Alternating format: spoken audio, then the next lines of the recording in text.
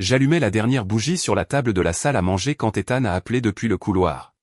« Maman, veux-tu que je mette le champagne au frais maintenant ?» Sa voix résonnait dans notre maison calme du New Jersey, propre et chaleureuse. Emplie de l'odeur de canard rôti et de pommes à la cannelle, le plat préféré de Marc.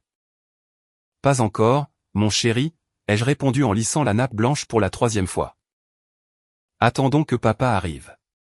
Mais au fond de moi, je savais déjà qu'il ne viendrait pas. Aujourd'hui. Cela faisait exactement 20 ans que Marc et moi nous étions dit oui dans une minuscule chapelle près de Montclair.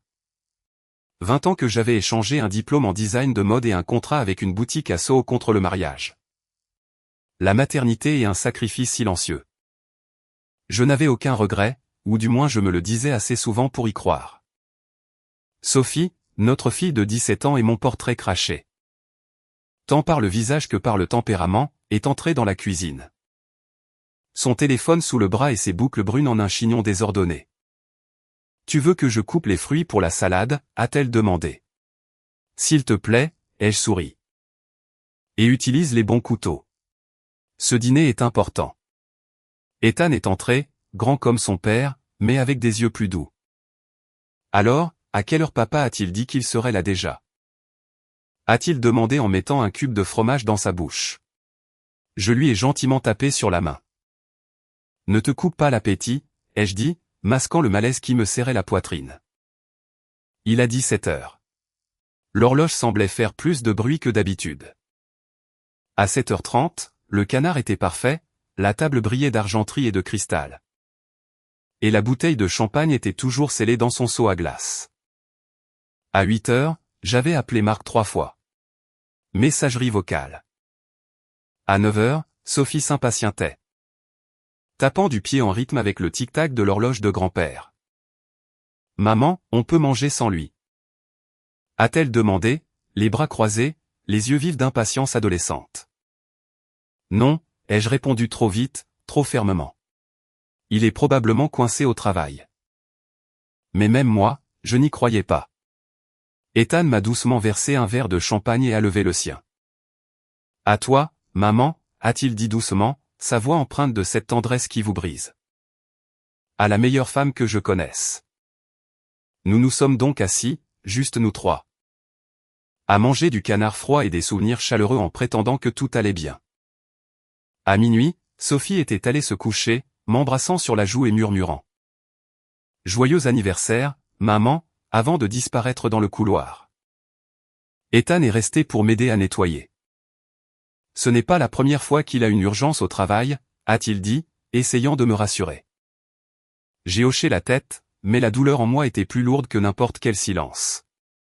Il était presque 3 heures du matin quand j'ai entendu la clé tourner dans la serrure. Je m'étais assoupi dans le salon, portant toujours ma robe en dentelle crème.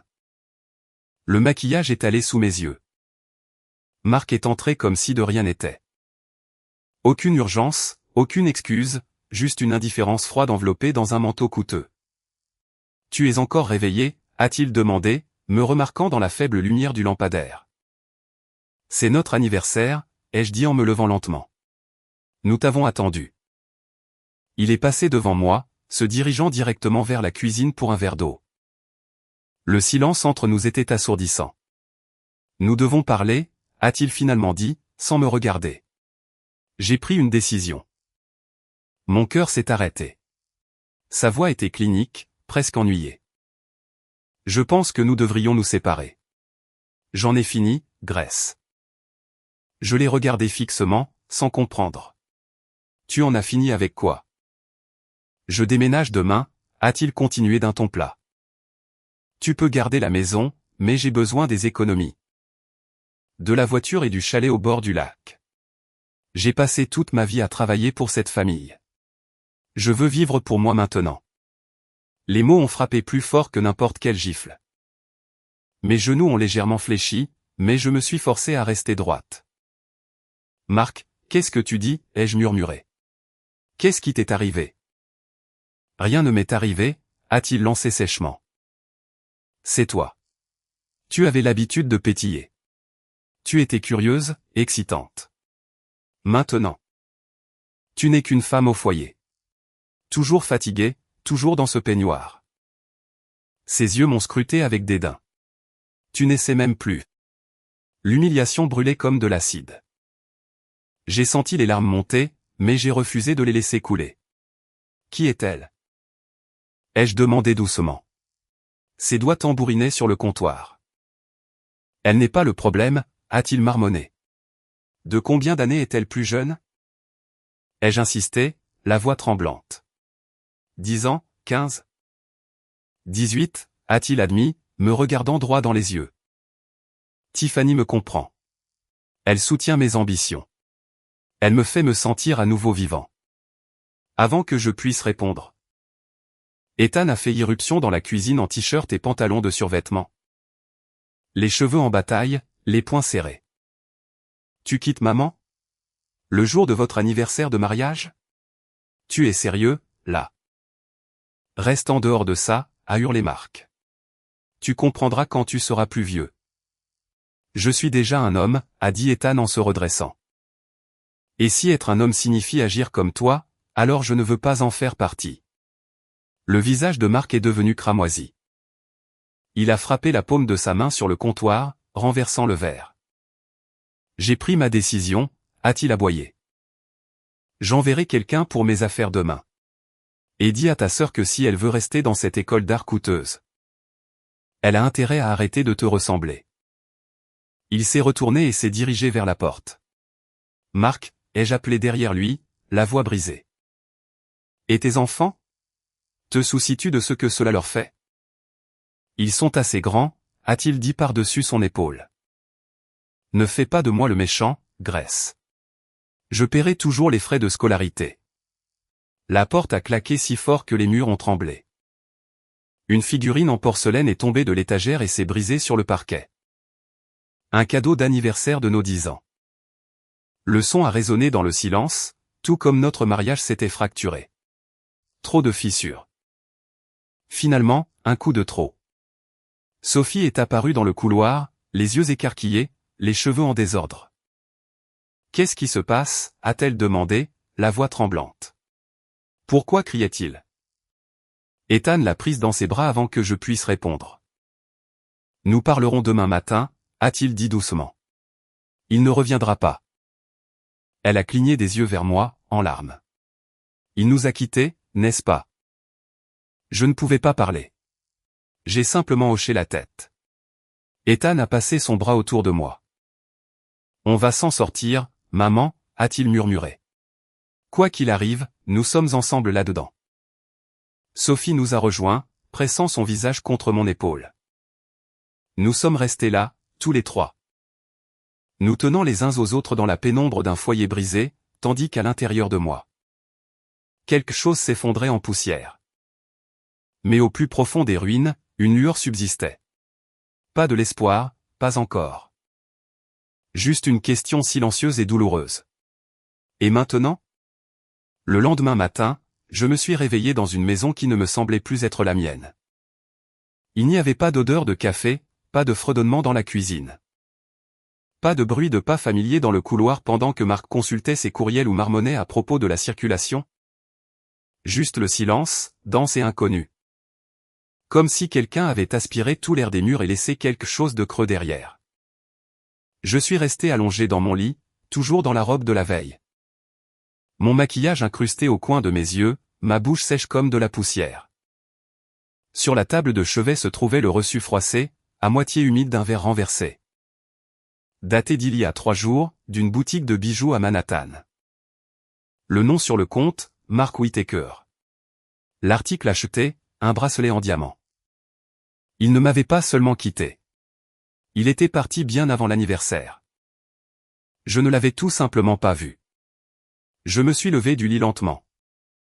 Les articulations douloureuses comme si j'avais vieilli d'une décennie en une nuit.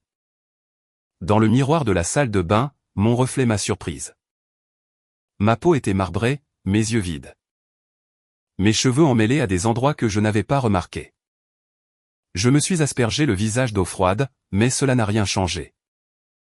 La femme qui me regardait n'était pas Grace Whittaker. C'était une ombre. Quelque part dans la maison, j'ai entendu Ethan préparer le petit déjeuner.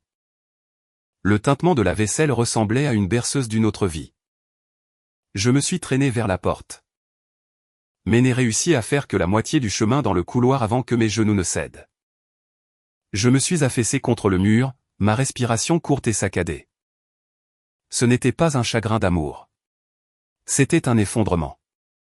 Les jours suivants se sont fondus les uns dans les autres comme des aquarelles qui coulent sous la pluie. Je ne mangeais pas. Je bougeais à peine. Sophie se glissait dans la chambre avec de la soupe ou du thé, sa voix douce, presque effrayée.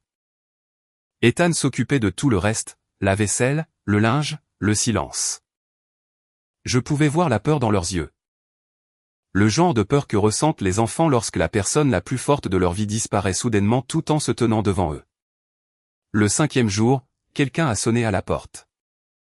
Pas une fois, pas 2 fois, mais encore et encore avec une intensité croissante. J'ai enfoui ma tête sous l'oreiller, souhaitant qu'il s'en aille. Mais les coups sont devenus plus forts, puis est venue la voix. Grace Elizabeth Whittaker, si tu n'ouvres pas cette porte.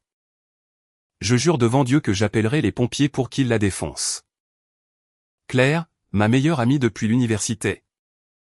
La seule personne qui me connaissait avant la maternité, avant le mariage. Avant que je ne me réduise à quelqu'un de gérable. Ethan a ouvert la porte. J'ai entendu le grincement, le doux murmure des voix, puis le bruit de talons. Des talons chers et impatients, qui claquaient sur le parquet. Oh mon Dieu, a dit Claire quand elle m'a vu recroquevillé sur le canapé. Toujours dans le même peignoir que je portais depuis des jours. Elle n'a pas hésité. Elle n'a pas demandé la permission. Elle a ouvert les rideaux, laissant la lumière vive de l'automne trancher la pièce comme une lame. Lève-toi, a-t-elle aboyé. Tu n'as pas le droit de pourrir. Pas comme ça.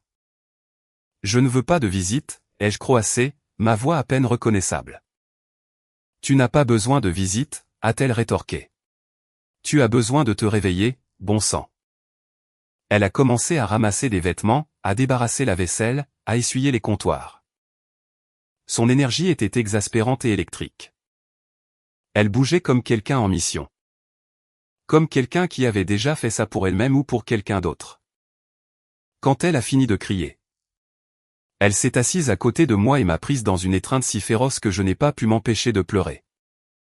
Tu n'es pas seule, Grace, a-t-elle murmuré. Mais tu dois te battre.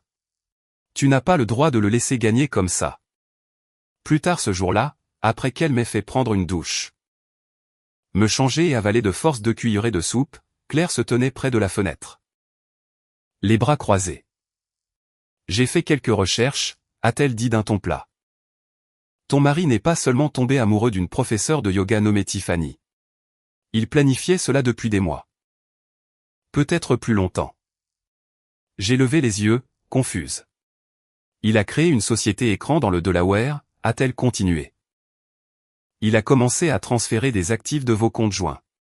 Il a transféré la propriété du chalet au bord du lac à un certain Carl Saunders. Probablement le père ou le cousin de Tiffany. Il a vendu des parts de son entreprise à une société holding enregistrée sous un faux nom. Il ne t'a pas seulement quitté.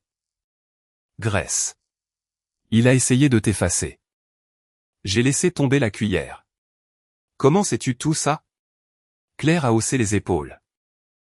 J'ai des amis dans l'immobilier et la construction. J'ai posé des questions. Je fixais le mur, un froid s'insinuant dans mes veines. Qu'est-ce que je dois faire? Tu prends un avocat, a-t-elle dit simplement. J'ai déjà appelé quelqu'un. Nous avons un rendez-vous dans 1 heure et après ça. Je t'emmène sortir. Je ne peux pas sortir, ai-je protesté. J'ai l'air d'une femme qui a traversé l'enfer. Claire a interrompu. Exactement. Laisse-les voir. Parce que tu n'es pas morte. Tu n'es pas finie. Et si Marc pense qu'il peut partir avec tout pendant que tu disparais dans le néant? Il n'a aucune idée de qui il a épousé. 1 heure plus tard, j'étais assise en face d'un avocat nommé Daniel Miller. Petit, chauve, précis, le genre d'homme qui ne souriait pas beaucoup. Mais qui avait les yeux d'un limier. Il a examiné les documents que Claire avait apportés, a griffonné des notes et a hoché la tête. La situation est compliquée, a-t-il dit, mais pas désespéré. 20 ans de mariage. 2 enfants. S'il pense qu'il peut s'en tirer sans rien, il est délirant. Je n'ai plus rien, ai-je murmuré. Pas d'économie, pas de revenus, pas de travail. Il a tout pris. Daniel s'est penché en avant. Alors reprenons-le. Je travaillerai pour un pourcentage, mais nous avons besoin de preuves. J'ai hésité. Puis je me suis souvenu du reçu et du relevé de compte que j'avais tiré de notre banque la veille. Je les ai fait glisser sur le bureau. Il les a étudiés attentivement. C'est un début, a-t-il dit, mais il nous en faudra plus. Si vous trouvez quoi que ce soit. Des documents, des courriels, des transferts, vous me les apportez. Chaque détail compte. Ce soir-là, Claire ne m'a pas laissé rentrer chez moi. Elle m'a emmené dans un restaurant sur le toit avec vue sur la rivière. Je n'avais pas mangé depuis des jours. La nourriture n'avait pas d'importance. La vue n'avait pas d'importance, mais elle a insisté. Et puis, le rebondissement que je n'avais pas vu venir. 2 tables plus loin, Marc avec Tiffany. Son rire était aigu et brillant, résonnant sur le toit comme une sirène. Elle portait un bracelet en diamant, celui du reçu. Et assis à côté d'elle, comme si le monde n'avait pas tout juste explosé, se trouvait l'homme que j'avais autrefois épousé. Il avait l'air plus mince, plus vieux, mais toujours suffisant, toujours si sûr de lui.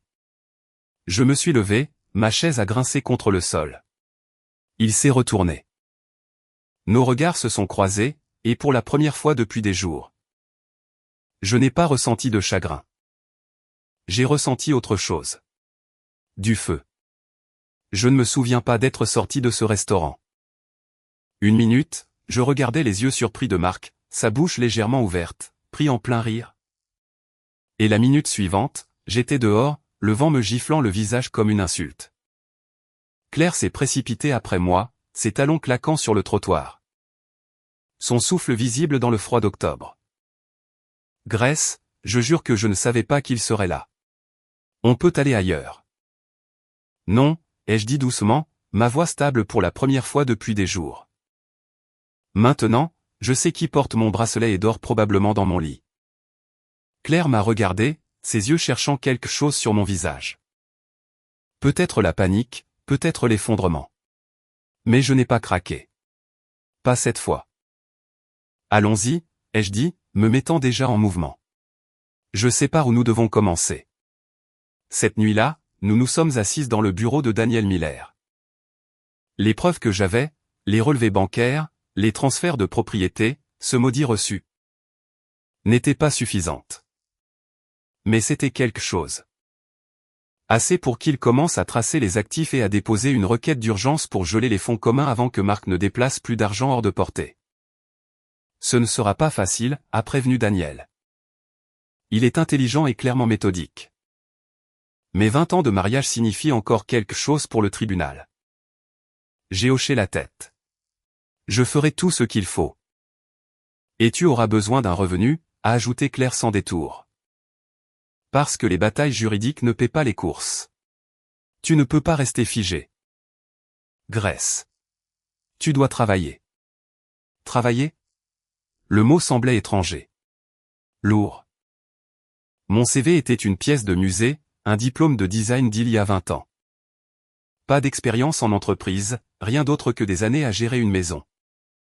À cuisiner des dîners, à élever des enfants et à plier des rêves au fond des placards. Pourtant, j'ai essayé. Les semaines suivantes ont été un tourbillon d'entretiens et de rejets polis. Nous cherchons quelqu'un de plus jeune. Vous êtes surqualifié. Nous avons besoin de quelqu'un avec une expérience plus récente.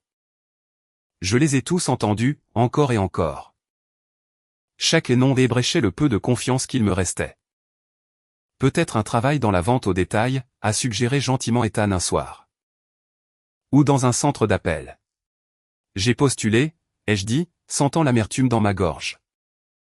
Ils veulent tous des jeunes de 22 ans avec une peau éclatante et une énergie illimitée. Ce soir-là, j'étais assise en tailleur sur le sol de ma chambre, entourée de boîtes. Je ne sais pas ce que je cherchais. Peut-être quelque chose à vendre. Peut-être quelque chose pour me souvenir de qui j'étais. Au fond d'une malle poussiéreuse, je l'ai trouvé. Un carnet de croquis au bord jauni, plein d'échantillons de tissu et de dessins au crayon. Des créations que j'avais imaginées quand je croyais encore pouvoir devenir quelqu'un. À côté, ma vieille machine à coudre, un cadeau de mes parents pour mon 18e anniversaire. J'ai passé ma main sur sa surface, essuyant la poussière et le temps. Et puis, glissé à l'intérieur du carnet de croquis, une photographie. Moi, plus jeune, les yeux illuminés par la faim. Debout à côté d'un grand homme aux cheveux noirs et au sourire en coin. Derrière nous, un podium de défilé de mode flou en arrière-plan. Au dos, une écriture soignée. À la meilleure designer que je connaisse. Mes portes sont toujours ouvertes. Julian. Julian West. Mon ami le plus proche à l'école de design. Il avait de l'ambition, du charme et ce genre de talent brut qui ne s'enseigne pas. Je ne l'avais pas vu depuis des décennies. Mais des rumeurs de son succès parvenaient par des amis communs. Il était allé à Milan, avait étudié auprès de légendes. Et était finalement retourné aux États-Unis pour ouvrir un atelier de luxe au cœur de Manhattan. Se souviendrait-il encore de moi? Le lendemain matin, je me suis réveillé avant le soleil. Et pour la première fois depuis des semaines, je ne me sentais pas lourde. Je me sentais déterminé. Autour d'un café, j'ai dit à Ethan ce que je comptais faire. Il n'a pas ri. Il n'a pas douté. Il a simplement posé une main sur mon épaule et a dit, « Je pense qu'il se souviendra. » Claire a passé quelques appels. Elle avait des amis haut placés, des promoteurs, des propriétaires de boutiques. Des gens qui chuchotaient des noms comme Julian West dans des cercles avec du champagne et des galeries privées. Il possède 6 ateliers, a-t-elle rapporté le lendemain soir. Son bureau principal est sur Madison Avenue. Eh oui. Il se souvient de toi. J'ai parlé à son assistant. Tu as un rendez-vous demain, 14 heures. Mon cœur battait la chamade comme si j'étais de retour à l'école. Attendant devant la porte d'une salle de classe. Cette nuit-là, je n'ai pas pu dormir. Je n'arrêtais pas de faire les 100 pas dans le couloir, fixant les vêtements dans mon placard. Tout semblait inadéquat, démodé, trop serré, trop ample, trop insignifiant. J'ai opté pour un chemisier bleu marine et un pantalon qui avait encore sa forme. Je me suis brossé les cheveux, j'ai mis du mascara et je suis sorti dans l'air froid. Priant pour avoir plus l'air d'une designer que d'un fantôme. Le bureau de Julian se trouvait dans un grand immeuble de verre qui scintillait dans la lumière d'automne. Quand je suis entré, la réceptionniste m'a jeté un coup d'œil poli.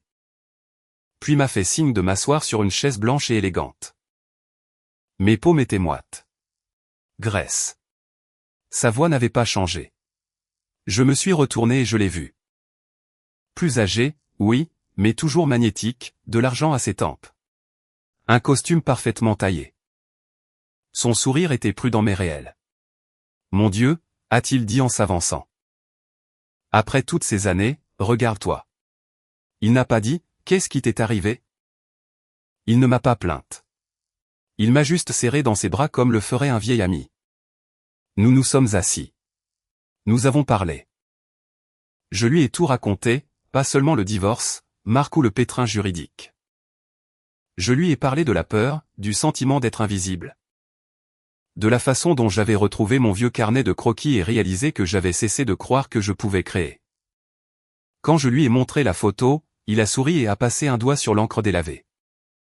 Tu as toujours été meilleur que nous tous, a-t-il murmuré. Et si tu es ici pour demander de l'aide, tu as déjà gagné la moitié de la bataille. Il s'est penché en arrière, réfléchissant. Je viens d'ouvrir un nouvel studio dans l'Upper East Side. C'est principalement de la couture et des retouches. Rien d'extraordinaire. Mais nous manquons de personnel. J'aurais besoin d'une paire de mains supplémentaires. J'ai cligné des yeux. Je n'ai pas cousu depuis des années. C'est comme le vélo, a-t-il souri. Je demanderai à quelqu'un de te remontrer les bases.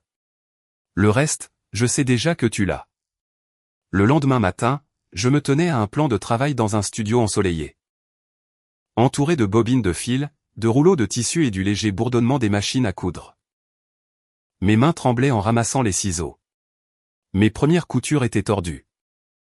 Mon dos me faisait mal, mes doigts étaient crispés, mais je n'ai pas arrêté. Jour après jour, je me suis souvenu. À la fin de la 2e semaine, je pouvais faire un ourlet sur une robe en soie dans un silence parfait. Julien se penchait parfois par-dessus mon épaule et marmonnait, « Tu l'as toujours ?» La nuit, je m'effondrais dans mon lit, épuisé mais comblé. Et pour la première fois depuis des années, j'étais plus que la femme de quelqu'un. J'étais de nouveau Grace Whittaker. Julien venait à peine d'entrer dans l'atelier ce matin-là quand l'un des tailleurs principaux l'a interpellé. Tenant une robe de soirée à paillettes avec une expression impatiente. J'épinglais l'ourlet d'un blazer à proximité, faisant semblant de ne pas écouter. Mais j'ai saisi des bribes de leur conversation.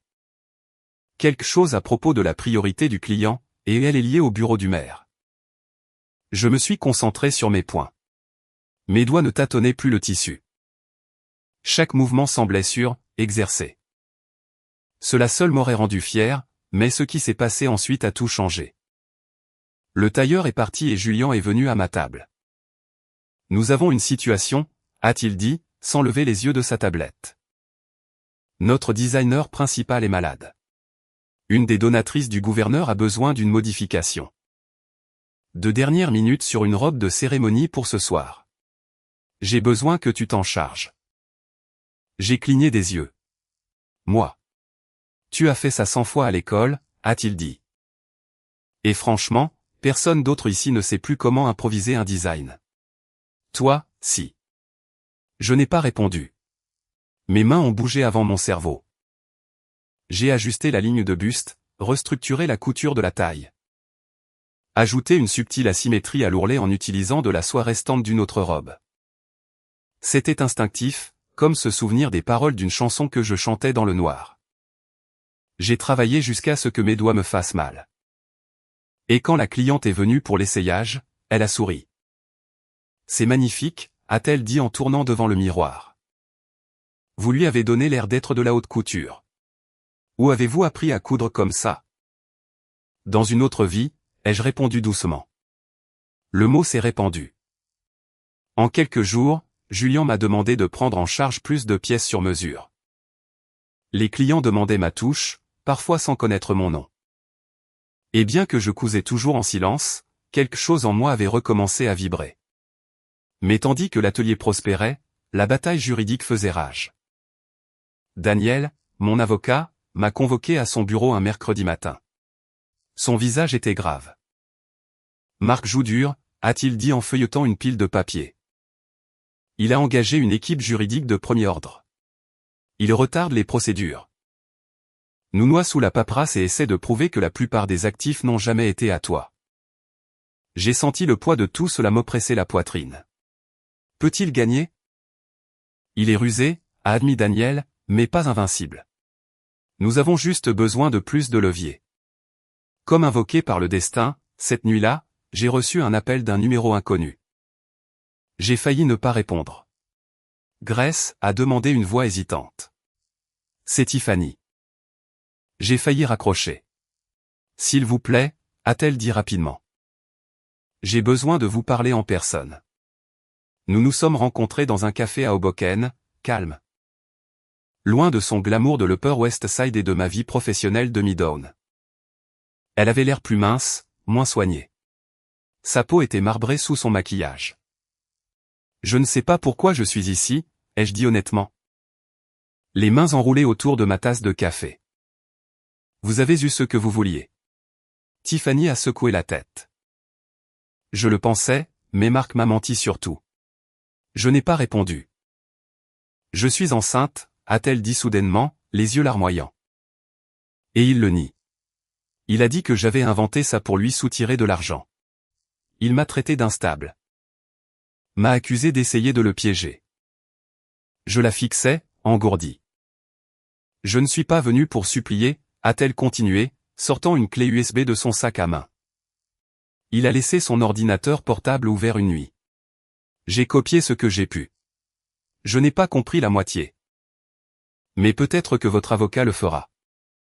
J'ai hésité, puis je l'ai prise. Pourquoi me donner ça? Parce que je le vois maintenant, a-t-elle murmuré. Ce qu'il vous a fait, il est en train de me le faire? Et je ne le laisserai pas ruiner une autre vie, surtout pas celle de mon enfant. De retour au bureau de Daniel, les fichiers ont révélé un trésor, des transferts bancaires. Des comptes offshore, des contrats falsifiés. Des signatures numériques reliant Marc à des transferts de propriété et à des accords commerciaux conclus alors que nous étions encore mariés. Ceci, a dit Daniel avec une quasi-révérence, change tout. L'audience suivante a été brutale. Marc est arrivé dans un costume bleu marine sur mesure, flanqué de 3 avocats. À côté de lui, le siège de Tiffany était vide. Je suis entré seul, mais pas faible. Daniel a présenté les nouvelles preuves. La juge, une femme sévère aux cheveux argentés et aux yeux perçants, a demandé un audit complet des avoirs de Marc. Le visage de Marc a eu un tic pour la première fois. À l'extérieur de la salle d'audience, je récupérais mon manteau quand quelqu'un m'a barré le chemin. Grace, a dit Marc. J'ai levé les yeux. Ses yeux n'étaient pas froids, juste fatigués. Je n'aurais jamais pensé que tu te battrais, a-t-il murmuré. Pas comme ça. J'ai penché la tête. Tu ne m'as jamais vraiment connu, Marc. Il a fait un pas de plus. Nous pourrions encore arranger ça. J'ai fait des erreurs, mais peut-être que nous pourrions. Non, ai-je interrompu. Tu as fait des choix et moi aussi. Je me suis retourné et je suis parti. Julien attendait dehors dans sa voiture. En montant, j'ai senti quelque chose d'étrange m'envahir, le soulagement. Non pas parce que j'avais gagné, mais parce que j'avais enfin cessé de perdre. Au cours des semaines suivantes, mon rôle à l'atelier s'est élargi. Julien m'a offert un titre, consultante créative. Les clients ont commencé à demander mon avis sur le design, pas seulement des retouches. Il a même évoqué l'idée de participer à un concours. Créateurs émergents de l'année. Cela semblait ridicule au début. Je n'étais pas émergente. Je refaisais surface. Pourtant, j'ai recommencé à dessiner. Tard un soir, j'ai montré mon travail à Ethan. C'est incroyable, maman, a-t-il dit en feuilletant les pages. Sérieusement, tu devrais te lancer. Je suis trop vieille pour ça. Tu ne le es pas, a-t-il dit fermement. Et même si c'était le cas, et alors? Sophie était d'accord. En fait, elle a commencé à m'aider. Son œil pour la couleur, pour l'équilibre, pour le détail. Il était meilleur que le mien au même âge. Travailler ensemble nous a de nouveau rapprochés. Nous n'étions plus seulement mère et fille. Nous étions 2 femmes qui construisaient quelque chose à partir du même passé brisé. La date du concours approchait. Ma collection, intitulée Cendres et fil, racontait une histoire en tissu, le deuil, la survie. La renaissance. Chaque pièce reflétait une étape de la guérison. Passant de silhouettes serrées et sombres à des formes fluides et vibrantes qui bougeaient comme une respiration. Une semaine avant le défilé, j'ai reçu un courriel. L'entreprise de Marc faisait l'objet d'une enquête. Les comptes offshore, les contrats fictifs, les investisseurs se retiraient. Les médias économiques tournaient comme des vautours. Daniel a appelé. Il veut un accord. Les termes étaient étonnamment généreux. La moitié de tous les avoirs officiels.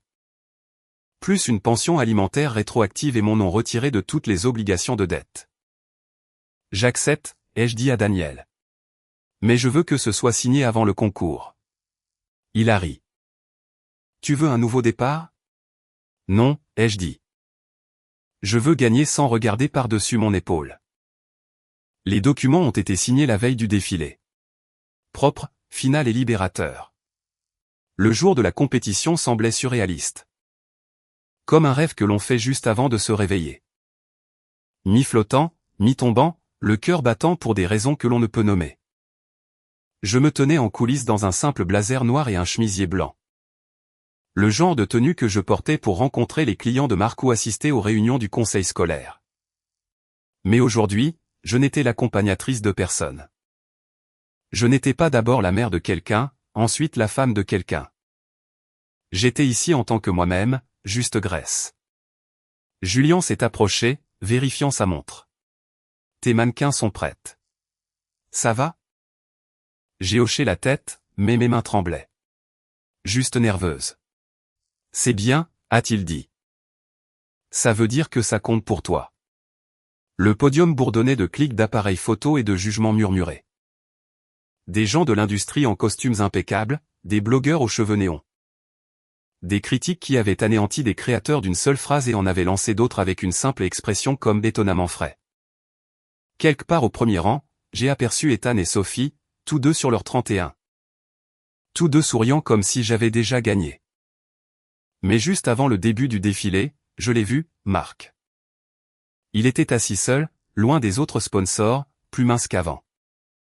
Son costume flottant sur lui comme s'il ne lui appartenait plus. Ses yeux parcouraient la salle, puis se sont posés sur la scène. Un instant, ils ont rencontré les miens, et j'ai détourné le regard. La musique a commencé, basse au début, provocante. Le premier mannequin est apparu sur le podium dans une robe anthracite moulante avec des épaules structurées et un col haut. La constriction. C'était le thème du premier look. Le poids du silence, la pression du sacrifice. La pièce suivante s'est assouplie aux manches, a laissé entrevoir de la couleur. Au moment où le cinquième mannequin est apparu dans une ample robe bleu marine avec des manches fendues et une doublure rouge audacieuse qui ne se révélait que lorsqu'elle marchait. La foule s'était tue, concentrée, écoutant non seulement avec les yeux, mais avec quelque chose de plus profond. Le look final était une robe blanche, fluide, asymétrique, légère. Elle captait les lumières de la scène et les renvoyait en un doux scintillement. C'était la seule pièce de la collection qui brillait. L'espoir, le renouveau, soi-même. Le mannequin a fait une pause, puis s'est retourné lentement. Et puis je suis monté sur le podium. Je ne l'avais pas prévu, mais quelque chose en moi a dit, vas-y, montre-leur qui a fait ça. Qui a survécu. Les applaudissements sont venus lentement, puis plus vite, plus fort. J'ai vu Sophie s'essuyer les yeux. Ethan, debout, applaudissant si fort que ses mains sont devenues rouges. Même Julien souriait depuis les coulisses, la fierté inscrite sur son visage. Quand j'ai quitté la scène, à bout de souffle, tremblante. La première personne à me rencontrer n'était ni mes enfants ni Julien. C'était Marc. Grace, a-t-il dit doucement, tenant une flûte de champagne comme si elle pouvait l'ancrer au sol. C'était incroyable. Merci, ai-je dit poliment. Il s'est approché. J'ai beaucoup pensé à tout, à nous. J'ai fait tellement d'erreurs. Et peut-être qu'il est trop tard, mais s'il y a ne serait-ce qu'une chance. Il n'y en a pas, ai-je dit doucement mais fermement. Il n'y a pas de retour en arrière. Tu m'as aidé à devenir qui je suis maintenant. Mais tu n'as pas ta place dans cette version de ma vie. Son visage s'est décomposé. Il n'était pas en colère. Il n'était pas surpris, juste perdu. Et je l'ai laissé là. Une semaine plus tard, j'ai signé les derniers papiers du divorce dans le bureau de Daniel. Tout était officiel, légal, terminé. Les actifs de Marc ont été divisés. J'ai reçu plus que ce à quoi je m'attendais. Y compris une partie de la propriété d'un bien dont je ne connaissais même pas l'existence. Il avait essayé de le cacher derrière des couches de paperasse. Mais la vraie victoire n'était pas l'argent. C'était la liberté. Avec une partie de l'accord, je me suis associé à Julien pour agrandir son atelier. Il m'a confié le titre de directrice de la création et m'a dit que l'espace voisin était à moi pour ta propre marque. A-t-il dit. Tu l'as mérité. Nous l'avons appelé l'atelier Grace Whittaker, un espace rempli de lumière, de musique, de croquis et de rire. Sophie y a fait un stage, aidant avec les palettes de couleurs et les rendus numériques. Ses professeurs à l'académie disaient qu'elle avait un œil pour la narration et le visuel. Quelque chose qu'aucun programme ne pouvait enseigner. Ethan venait d'être diplômé de Columbia. Il travaillait dans la technologie, mais passait toujours tous les dimanches pour le dîner. Il a amené sa fiancée, une femme vive et douce nommée Naomi, qui le regardait comme je regardais Marc avant que tout ne s'estompe. Un soir, autour d'un verre de vin et d'un cheesecake, Ethan a demandé. « Est-ce que tu dessinerais la robe de Naomi ? Elle veut quelque chose de simple mais inoubliable. » J'ai regardé Naomi, elle a hoché la tête. « Je serais honoré, ai-je dit, la voix un peu étranglée. Les mois suivants ont été remplis d'une joie que mon cœur ne pensait plus pouvoir contenir. Le studio bourdonnait de nouveaux clients, de nouvelles collections, de nouvelles opportunités. Claire passait souvent. Généralement pour manger tous les biscottis dans la salle de pause et donner des ordres aux stagiaires. C'est comme ça que la vie devrait être, a-t-elle dit un jour, adossée au canapé de mon bureau. Comme si elle t'appartenait. Et elle avait raison. Le jour du mariage d'Ethan, je portais une robe bleu pâle que j'avais cousue moi-même. Sophie était radieuse envers Émeraude. La robe de Naomi, en soie simple, dentelle cousue main. Un décolleté en cœur et un tombé qui bougeait comme de l'eau. A suscité des exclamations d'admiration lorsqu'elle a descendu l'allée. Je me tenais à l'arrière, à côté de Julien, un mouchoir à la main, retenant à peine ma respiration. Pendant la réception, Marc est arrivé en retard, seul. Il a salué Ethan poliment. Il ne s'est pas attardé, n'a pas fait de discours. Et quand nos regards se sont croisés à travers la tente du jardin. Il a levé un verre de loin et a articulé « Merci ». Et c'était suffisant. Ce soir-là. Julien m'a trouvé en train de regarder les étoiles depuis le patio à l'extérieur du lieu de la réception. Il s'est assis à côté de moi, son manteau drapé sur mes épaules. « Ça va ?» a-t-il demandé. J'ai hoché la tête. Je suis juste comblé. Il a souri, regardant droit devant lui. Tu sais, j'avais un plan pour la prochaine collection. Mais je pense que nous devrions refaire la tienne. Une suite. J'ai ri. Une suite Alessandre et Phil? Pourquoi pas? Tu n'as pas fini de t'élever. Je me suis tourné vers lui. Ses yeux ont rencontré les miens. Pas en tant que partenaire commercial. Pas en tant qu'ami. Mais en tant que quelqu'un qui avait attendu patiemment que je retrouve mon chemin vers moi-même. Et cette fois, je n'ai pas détourné le regard, parce que je savais qui j'étais maintenant. Pas une épouse, pas une victime. Pas quelqu'un qui s'est évanoui dans les rêves de quelqu'un d'autre.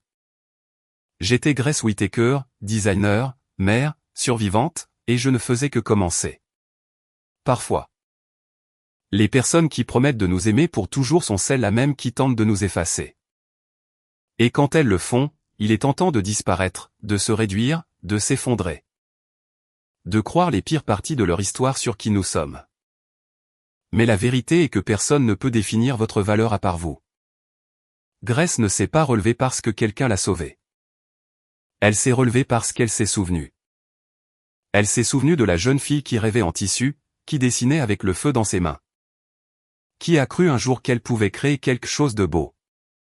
Et quand tout lui a été enlevé, son mariage, son argent, son identité. Elle a cousu une nouvelle vie à partir des lambeaux qu'ils avaient laissés derrière eux. Alors si vous vous tenez dans les ruines de quelque chose que vous pensiez durer éternellement. Ne paniquez pas. Ne fuyez pas, respirez. Regardez autour de vous et commencez à reconstruire, une pièce à la fois. Parce que parfois, il faut tout perdre pour se souvenir de qui on a toujours été censé devenir. Et c'est la vraie histoire. Cette histoire est entièrement fictive et destinée uniquement à des fins de divertissement et d'éducation.